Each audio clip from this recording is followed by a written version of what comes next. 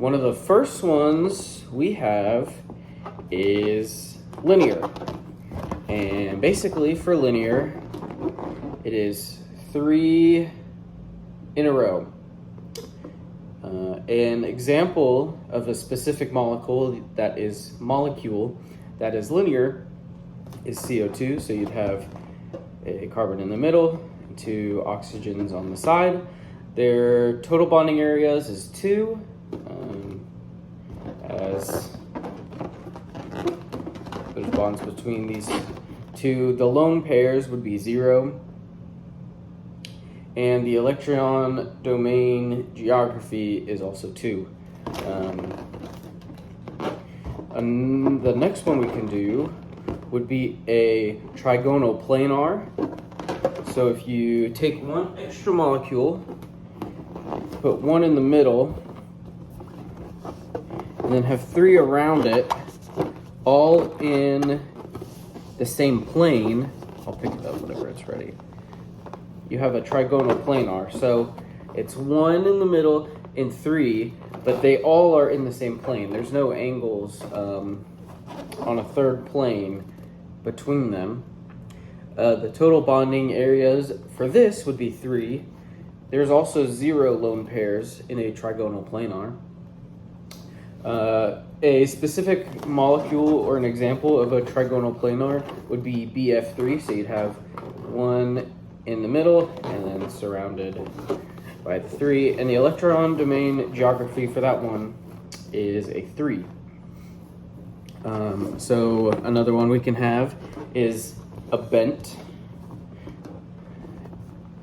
And this is whenever there's 1, it's kind of like a linear, but it's polar and it's bent. So there's going to be 1 up top and the other 2 are going to be at an angle bent below them.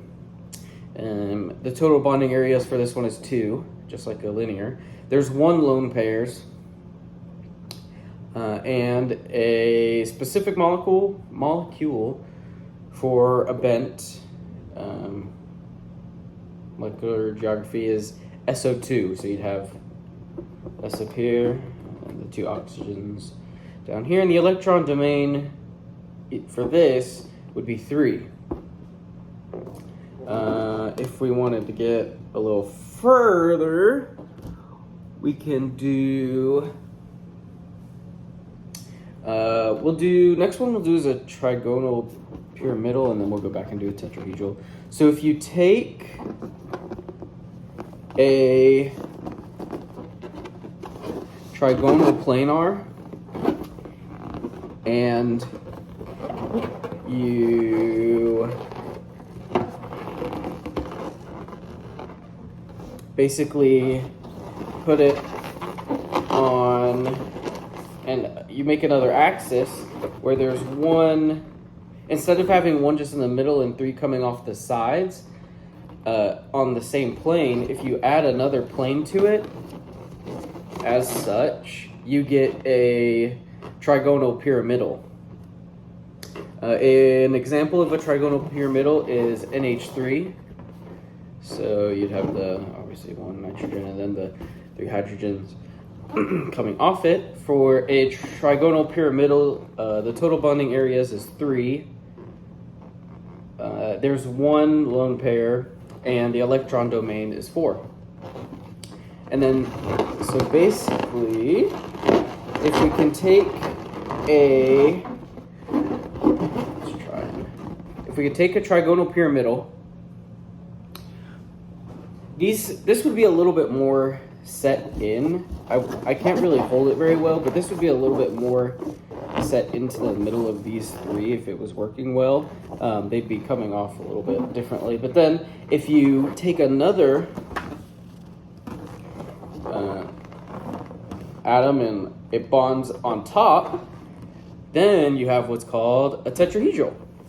So this one, again, the middle, this one would be a little more deep in. It doesn't have to be this far out, but basically this one would be on the inside, kind of down low like that, and then this one will be coming off the top, is a tetrahedral.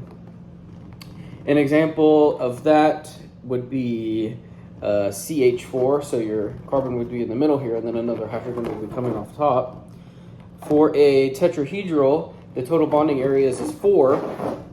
There are no lone pairs, and the electron domain is 4. So another hydrogen coming off the top. Be a tetrahedral. Another one that we can do is, we'll start getting pretty hard, is a trigonal bipyramidal. So what would basically happen with that is that you have, similar to your trigonal pyramidal, but then you have another one coming off the side. So there's one central,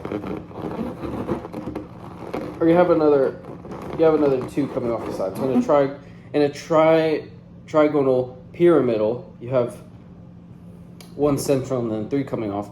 And in a trigonal bipyramidal, you have 1 central and 5 coming off. So let me see. One more. So it's kind of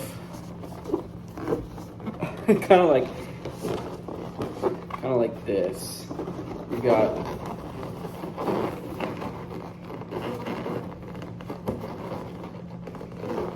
one central and then 4 coming off of it. An example of this would be PCl5. So you have 1 in the middle and then 5 chlorides coming off. The total bonding areas for a trigonal bipyramidal is 5. There are no lone pairs, and the electron domain is 5 as well. Another interesting one, I'm trying to think of ones I can actually do without. An easy one would be a T-shaped. So basically, kind of what a T-shape is like is it's as if you took a linear and one comes off the bottom. That's a T-shaped. There are 2 lone pairs in a T-shape. An example of a molecule whose geometry is T-shaped is ClF3. So you have 1 in the middle. This is so hard. And then the 3 is coming off of it. For a T-shaped, the total bonding areas is 3. The lone pair, it has 2 lone pairs, and the electron domain is 5. But that is the geometry of a T-shaped. And then last one we're gonna do, there's some others on there, but I don't have time. And this one will be the hardest, is an octahedral. So basically, in an octahedral, there's 1 central, and then there's 6 coming off from each side. So there's 1 coming from the top, 1 from the bottom, and then 1 from the 4 planes around. So I'm gonna say this is my central. I've got coming from the top, from the bottom, 1 from the side, 1 from there. So not the prettiest because it's hard to hold them all and get them all together. But for an octahedral, you have 0 lone pairs. An example would be SF6.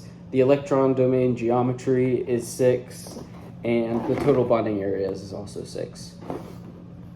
This ran a little long, and I didn't even get them all in on the chart, but hopefully that was enough to teach you some